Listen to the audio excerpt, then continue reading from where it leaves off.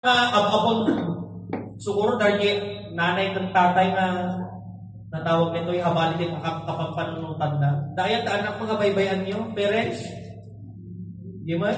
Parang ubing, nga nang pinatakgal yung inarugan yung isuda. Nung nadumdum rin ka, patibusin nyo. Kaya pa, nung nagalasbado lang sukatan nyo. Damagod man tata sa sarili mo. Tunay kang anak ng Diyos. Ang tunay na anak ng Diyos, hindi niya pababayaan.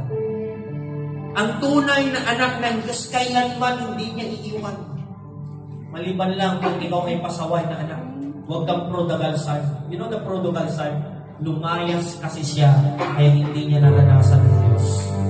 Kaya kung gusto mo maranasan mo ang Diyos, kung gusto mo ma-experience the fairness Christian at gusto mo maranasan yung kakaibang pagkilos ng Diyos sa buhay mo, sa pamilya mo, sa karir mo, sa pangarap mo, sa lahat,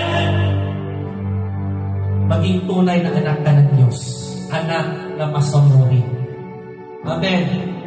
Dahil yung mga paluwag na anak, naging paluwag ng anak, kung paluwag ng anak ka talaga, nag-anis ang naging paluwag ng anak, yung neighbor ko na experience na Apo Diyos, yung kinapaluwag ko. Kaya ka maranasan na rin maranasan na. But when you start giving my life to the Lord, na-encounter ko yung tunay na magandang plano ng Diyos sa buhay ko. Ano ba? For the last, bago tayo kumanta, hindi ka iiwan ng Diyos. At pinakauling, we know our final destiny. Huwag kang matakot. Dahil kung natatakot ka pa rin until ngayon, kapag isa kang Kristiyano natatakot, hindi mo manaranasan yung final destiny. That is this heaven. Dahil walang takot na nakakapasok sa langit.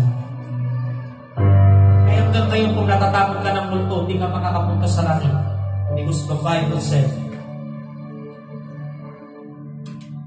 we are a fearless Christian. Wala kang pabasa sa Bible na dapat ka matakot.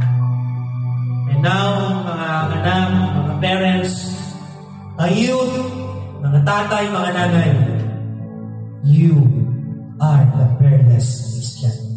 Amen. Iniban pa kayo tayo lahat.